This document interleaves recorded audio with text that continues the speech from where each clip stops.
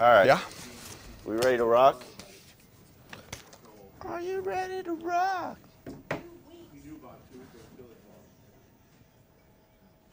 We're going to go.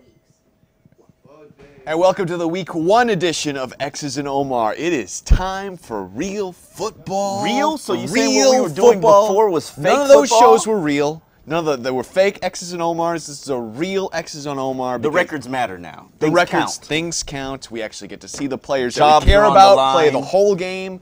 This Well, is very for exciting. coaches. Jobs have Jobs been are- on the line. jobs for have been on the line. Coaches, Yes. jobs are on the line. We're going to talk a lot about this opening game against the Redskins and what you all think of this team and whether or not this is a team that can finally buck the trend and make the playoffs. We're going to take a lot of your questions. We take them all week on Twitter. Just use the hashtag XOmar.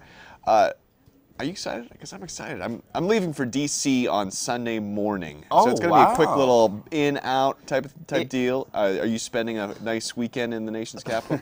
I'm spending one day, and I'm going to the museum so I can learn about my profession. Museum. Yes. Very nice. Profession in history. And history says, I remember the last time that the Dolphins began the season against the Washington Redskins, it was the Cam Cameron year. Okay. It was the disaster of Cam Cameron, 1-15. Hopefully this time it'll be a complete flip, bizarro of that season. Well, we can hope so. Programming note, the Dolphins have changed the time of their player availability, and now it's right before this show starts. And they're actually not even sure if that's what it's going to stay throughout the year. So we might be changing the start time of this show. It might fluctuate till 12:30. I tried to rush here, barely made the show. I congratulate you on the effort. Thank I you didn't very even much. try. I was just like, screw practice. Okay. Well, I was there, so next week it's going to be 12:30 for the start of the show. Of course, we'll hope you'll hang with us through your entire lunch hour. But let's now talk about this game. Are the Dolphins playoff ready? Do you feel like, as you've watched this team through the preseason before week 1, that you're watching a playoff team? I actually do. I had confidence that they were a playoff team or at least a 9-win team the last 2 years. It just didn't happen for whatever reason. Right. Coaching. And injuries as well late last season. Here are the reasons why I do believe the Dolphins. I predict a 9-7 record. Okay. I believe coaching is going to cost you one. But here's the reason why I believe that they could be a 10-win team. They start the season against a lot of cupcake teams. And I've been saying that. Yes, you have been saying that. But those games are on the road. If a lot of those games were at home, I would feel a lot better about them. But they were on the road. And you don't know what Marcus Mariota and the Tennessee Titans have in store for you when that week comes. But we know what the Dolphins have in store for the Titans, and it should be better. True. Dolphins are a talented team. What they aren't is a deep team. And I keep saying That's that. true. It's important. From a standpoint of the starters, there are only 2 units that have depth. The defensive line, the offensive line.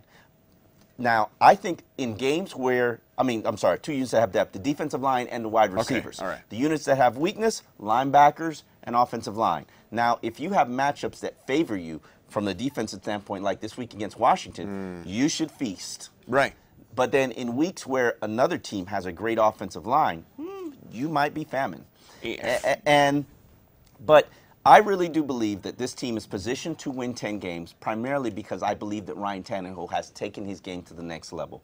I am seeing something that I have not seen in his entire career since 2009, consistent every practice, leader every day, and throwing some deep balls, not a lot of deep balls. Is he ever going to be the aggressive quarterback that sticks his foot in your throat and crushes you or puts an opponent away by throwing aggressive passes? No, that's not his game.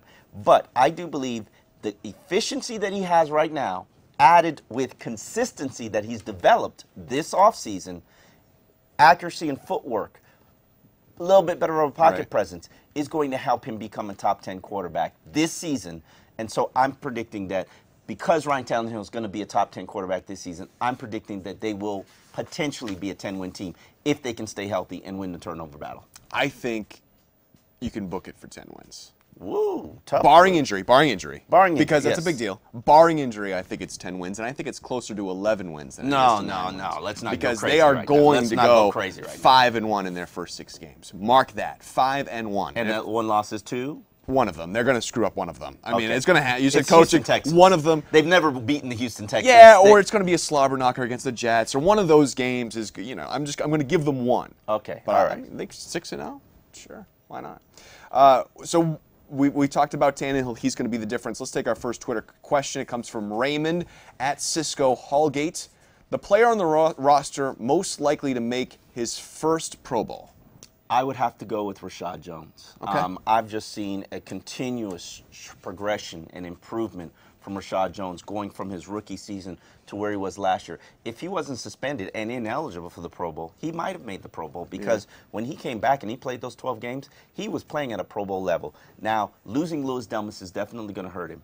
But I've seen him step up from a leadership standpoint, step up and be a better communicator. I think he's a great in-the-box, strong safety. And I would have a hard time, especially with Cam Chancellor not playing, I would have a hard time naming a better strong safety in the NFL right now. I think it's a great pick.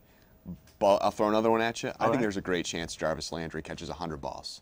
And if he catches 100 balls, there are a lot of great receivers out there. But Yeah, he very well could be a Pro Bowler too this year. You know what? He's got to do 100 balls and touchdowns. For Right. him to be a Pro Bowler, he's got to put up fantasy numbers. I just can't see that happening. Okay. They've got too many talented receivers. They're going to spread the ball around. I know Jarvis Landry is going to lead this team in receptions. I just can't see him being a Pro Bowler. Hopefully I'm wrong. We've been a little optimistic here, and we've talked a little bit about the concerns, but how concerning is that offensive line, the lack of depth, and the fact that they're starting a rookie at right guard? You know, Brandon Albert looks like he's going to play. He's all smiles. He's trying to prove to Joe Philbin and the coaching staff that, hey, I'm ready. I'm not where I need to be conditioning. I'm not where I need to be technique-wise, but the only way that I get there is by practicing and playing. Jameel Douglas has earned the starting spot over Billy Turner. He outperformed him in the exhibition season. And then Dallas Thomas has probably been one of the more pleasant surprises of training camp. I went into this year thinking that he was going to be the weak link of the offensive line. He was going to be the most troublesome starter. It's not him. He's not on the hot spot. He has grown and progressed and gotten better. So as long as everybody stays healthy and Jameel Douglas continues to improve, Dallas Thomas continues to improve, Brandon Albert is healthy, I believe that they should have a respectable offensive line. I need them to be a good run-blocking offensive line, not necessarily a pass-blocking line. And the one note from practice that is going on right now is that Jason Fox is not practicing. He's the only one not out there. So he's had a concussion, dealing with that. You got to he pass might not NFL play. concussion protocol. So that is another reason why they need Albert out there this weekend. Okay, the Redskins. If the Patriots have had the most drama in this offseason, the Redskins have had the second most drama, and now they have Kirk Cousins as their quarterback instead of RG3. Is this Redskins offense better or worse with Cousins over RG3? I think they're better. In fact, I like Colt McCoy. I thought they were both a better starter or option than RG3. I think Kirk Cousins has to feel comfortable that if he makes a mistake, he's not going to get pulled. I'm not a big fan of RG3. Those who follow me on Twitter and social media, they know this. I called him Medusa during the draft process because if you stare into his eyes too long, you're going to turn into stone. I just believe that when he lost his athleticism, he wasn't going to be a good quarterback. And look what happened. He had a Pro Bowl season his rookie year, suffered a knee injury, came back, lost his athleticism, and all the elusiveness, all the scrambling, gone, dead. And he is a sack-taking machine. And you cannot run an offense when you're consistently taking negative plays. And I do believe that he is not going to be an NFL starter much longer. I think he will get second It's already life. done. It's already over. Well, I think he will be resurrected just because Dan Snyder, the owner of the Washington Redskins, is an RG fan, is in that camp, believes in RG3. You know, you give up all these draft picks for him, it's hard for you to pull the plug. That's the reason why he's not cut. But I think Kirk Cousins or Colt McCoy makes Washington a better team because they can execute the offense a little bit better. Before I was here in South Florida covering the Dolphins, I worked in Virginia, covered the Redskins for a few years, was there for that wild draft where they took both Griffin and Cousins. Yes. And Cousins is not a slouch. And there are other quarterbacks that the Dolphins are going to face here in the next few weeks that are worse than Kirk Cousins. Now, he might not have a lot of time to throw with that defensive line chasing him down, but you give Cousins time, and he could make some plays. For those who follow me on Twitter and know my material and know the man crush list, Yeah. In 2012, the only quarterback on my man, Andrew Luck was obviously Aside from Luck, right. unbelievable. The only quarterback on my man crush list was not Ryan Tannehill, was not RG3, it was Kirk Cousins. I like the intangibles, the moxie, the leadership, the poise. Now, he's just got to do it. And I told people back then when they drafted RG3, Kirk Cousins will eventually be the starter. And looky here, we are here. All right, let's take our next Twitter question. It comes from Proletario at Carlos Rod 90. What is the Dolphins' worst matchup against the Redskins? I would say the worst matchup would happen to be the secondary. I think Washington has some very good receivers. Pierre Garcon. Garcon. I struggle with speaking French. Sure. Parlez-vous français? That was good. Yes. And I think Deshaun Jackson is still a premier receiver and weapon in this league. I think if he had a good quarterback, you would see that and you would know that and you'd understand that. I'm very comfortable with Brent Grimes. I think there's a high probability that we're going to see Brent Grimes shadow Deshaun Jackson. Pierre Garcon, who is going to contain him, who is going to cover him. And they've got some young slot receivers that are very promising in the draft process that I liked. And I really do believe that Kirk Cousins is going to check down the ball a lot to the slot. You know, is Bryce McCain going to be ready to handle it? We have not seen him under fire a lot, and we will learn baptism by fire right now. Garcon's a little bit of a big guy. Yes. McCain's not a big guy. You know what? I don't think size really matters from a receiving core. I think technique is what matters. I mean, I don't have any fears or concerns or worries about Brent Grimes covering Brandon Marshall. And one's a monster, one's this big. That's a good point. It's all about technique. It's all about knowing your fundamentals and being able to break on the ball. And if the Dolphins, that's the one concern that I do have for the Dolphins, is that they have some weapons there in Washington. Right. Let's talk more about this offensive line because we enjoy doing it so much. I've beaten them up so much. It's time to shut me up. I'm not sure if they can. Is Jamil Douglas ready for this? To be a starting offensive? Okay, he's not ready.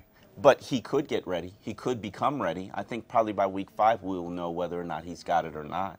I think he's done well enough to earn this opportunity, whereas Billy Turner, he just struggled too much with consistency. He's got a couple of nagging injuries right now that impact his play and his performance.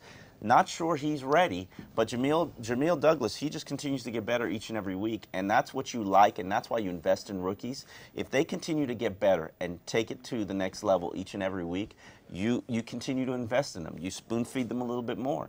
And I really do believe that I talked to a lot of executives in the league, and a lot of them liked him a lot in the draft. I know 2 teams that wanted to draft him in the 4th round before the Dolphins. I mean, after, they were behind the Dolphins in the draft process, and they really believed that he was going to be a ready-made NFL starter, and here's his opportunity right now. Have we turned at least somewhat of a corner on Dallas Thomas? I mean, last year, all we did was sort of make fun of him all year long. Not make fun of him, point out his limitations. Okay, that's another way of looking at it. But, I mean, now, is he a legitimate starting offensive lineman? I think, here's what I can say about Dallas Thomas. Last year, he was not a problem the entire game. He was not a problem the entire season. I mean, he didn't give up a sack, I believe, till it was the Bills game. In all those starts, but when he gave up sacks, he gave them up in bunches to Bills and to the Ravens. Dallas Thomas was a problem last year for 5 plays a game. Now there were 5 disasters of a play. It's all it takes to lose a game. And it ruins your game: a negative run, a sack, a false start, a penalty, a holding call. 5 plays, 5 opportunities. He was a disaster. Now I think a respectable starting offensive guard, 2 to 3 plays. Mike Pouncey is not going to be perfect the entire game. If he has 55 snaps, he's going to lose 2 to 3. But you can't lose 5. And I think that Dallas Thomas has lowered that number maybe from 5 to hopefully 3. Okay, let's work out this math here. So to have a good game for a defensive lineman, you only need to win 3 times? Joey Porter told me this, and it is God-honest truth. All you need is a ton of stalemates and 3 clear-cut victories, 3 dominant plays: sack, forced fumble, tackle for loss, stop on 3rd down, stop on 4th and 1. All you need is 3 plays a game that are just dynamic, head-busting plays, and you're in the Pro Bowl. Wow. If you add them all up, 3 plays, let's say one of them is a sack for a 16-game season, 16 sacks. That's big. It's a big year. Yeah. We are still going to take some of your questions at #XOMar, but we're not going to take any of your challenges today because Jamil has jury duty. who would have Unfortunately, thought? we have to do our obligations. Our referee's used to judging us, and now he's got to go be the judge of someone else that have jury duty. So our referee will be back next week. Let's take our next question. Alec Costanian asks, should LaMike James take over the return duties for Jarvis Landry? Absolutely. Jarvis Landry is too valuable as a primary weapon, too valuable as a slot receiver. And I know that a lot of talented players like, for Patriots, why does the name escape me? Julian Edelman? Wes Welker. Julian Edelman, they do punt return duties, but LaMike James, because it's LaMike now. LaMike. What did I say? Changed I said by LaMike. it's changed by the NFL to LaMike now. LaMike James is ready, capable. I'm not really comfortable with him as a punt returner, but I think backed in situations, you can have Jarvis Landry come in there and field ball. Was it the muff punt in the fourth Yes. preseason that makes you feel like you can't handle it? The first game also as well. I think he had some issues the first game as well. It just takes repetition, and he's going to get those repetitions. All right. Let's move on. We are talking a little bit more about this big game between the Redskins and the Dolphins. And we talked about Brent Grimes. I guess it's sort of the same deal here, as all it takes is 2 to 3 wins for a receiver, and Deshaun Jackson has a big game against Brent Grimes. I don't know about that. Okay. I think, here's the thing. Brent Grimes is shadowing the best receivers in the NFL each and every week. Right. Deshaun Jackson is that best receiver. It's a huge honor when you are that shadow and you go wherever they go. I think the biggest challenge with Brent Grimes shadowing the best receiver is it gets him out of his comfort zone.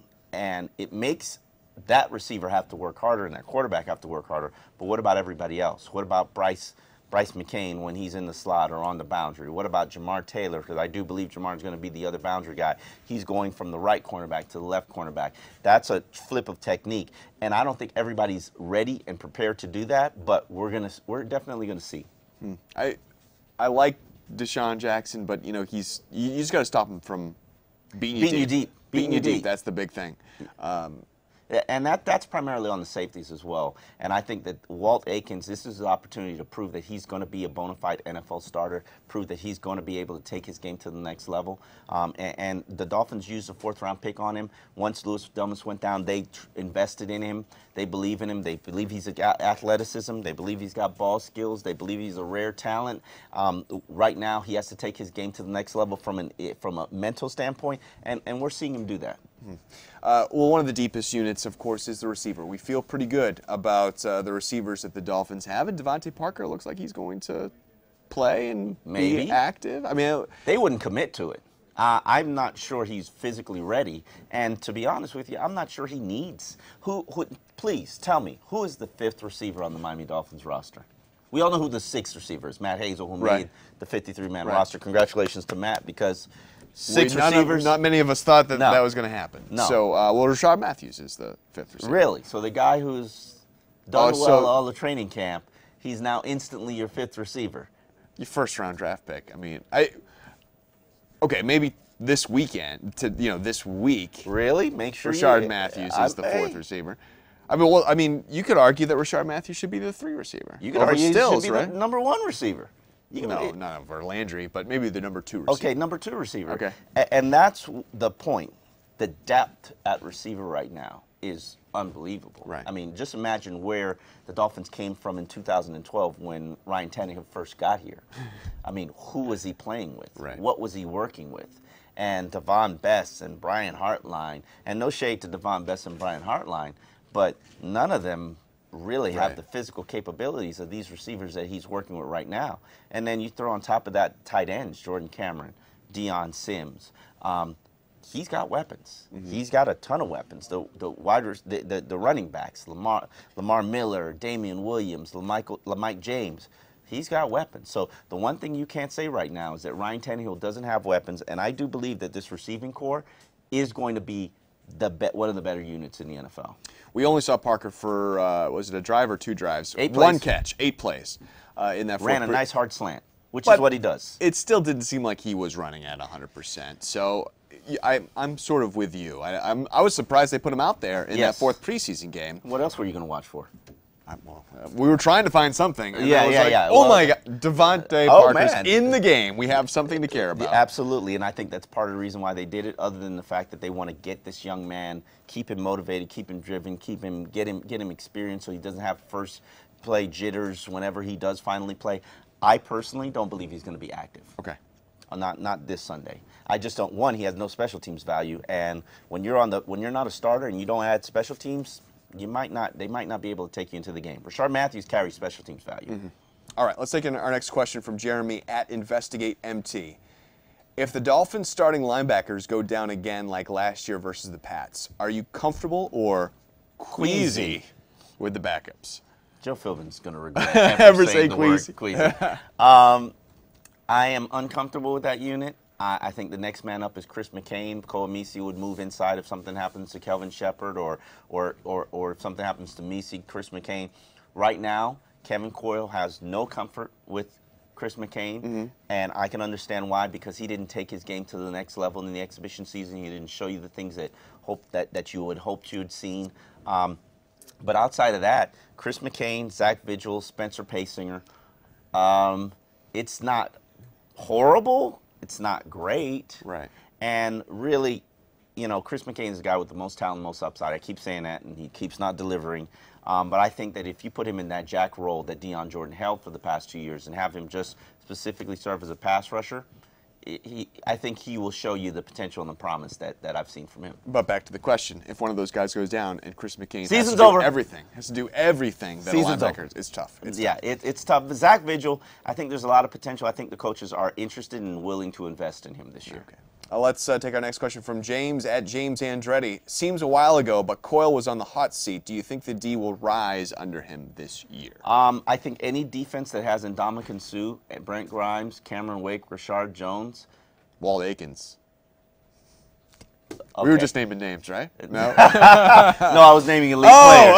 Okay. No, elite Pro Bowl players, caliber players. I think any defense that has that kind of caliber player should be a Pro Bowl, should be a top 7 unit in the NFL. They were a top 5 unit in the NFL before they got to that Detroit game, and then all of a sudden they're just right. The talent is there. Depth is not there. Depth exists on the defensive line. So if you lose 1 or 2 of those guys, thumbs up, you're good to go. Right. No depth linebacker, no depth at safety. If Jordan Kovacs has to play, no shade to Jordan Kovacs, no offense, but he's not very good. If you just want to see him play, go watch the Jets season finale last year. Struggle was real. No depth at safety. I'm not comfortable with the depth at cornerback. I know Will Davis showed flashes, 2 interceptions. I know Bobby McCain has a ton of talent, but makes me a little bit nervous. So I think that they have to stay healthy from a defensive standpoint. But if linebackers go down, it's not going to be pretty. We've talked about it before. Brent Grimes is the most important guy on the team. You cannot lose Brent Grimes. I would say you're probably right. I think Brandon Albert is just as important. Okay. You will not have a respectable offensive line without Brandon Albert, but it's 50-50. Maybe Will Davis can get the job done if Brent Grimes goes down. I'm pretty certain Jason Fox can't hold down the left tackle spot for an entire season. Game or 2, entire season, no. What do the Dolphins have to prove to you? What is going to be the difference? Mentally tough. Yeah. They have to have a mentally tough team, resilient, be able to finish the season, finish games, finish the season. 2 areas that they struggled in last year. Efficiency in the red zone. They were in the red zone more than any other team in the NFL. Didn't deliver the touchdowns. 55% were turned into touchdowns. If you had scored more touchdowns, you'd have had more leads. Defense would have been pinning their ears back and get after leads. Also, 4-minute offense. When you have the lead and you get the ball in the fourth quarter and you need to put together a 4-minute drive to kill the game, they couldn't do it. And they've got to be able to do it. They've got to step forward and show that they can finish off opponents and then finish the season. In 25 years, I did the statistical study. 25 years, the Dolphins have had 8 winning Decembers. 25 years. And then you wonder why in 2012, 2013, 2014, I could go back to 2011, 2010 if you like, why you're in position to make the playoffs. And then, oh, we dropped the ball. We fumbled it in December. It's because you finished the season poorly. I think Joe Philbin has to find a way to keep his players fresher and healthier so that they can play better in December. And have you seen that December schedule? I have seen that. We could talk about how easy you talk about how is. easy that early portion of the schedule is. Woo, that December schedule. It's a beast. Last 2 games probably against the 2 best teams in the AFC, Colts, Patriots. And, don't forget the Ravens. They're back in that backpack, too. And they're back there, too. The Ravens are the Debo of the NFL. They bully you every single week. 9-7, 10-6. I'm assuming you're picking the Dolphins to win this one. Yes. Prediction, I am picking the Dolphins to win this game. I believe it's something like 24-13. Okay. I don't think this is going to be close. Washington Redskins, they just have nothing to give them, nothing to challenge Miami. If Miami can contain Alfred Morris and shut down that running game, they should be able to win easily. I got 28-17. I think it's, and that's on the low end. They should win by more than that. We'll take your questions all week long.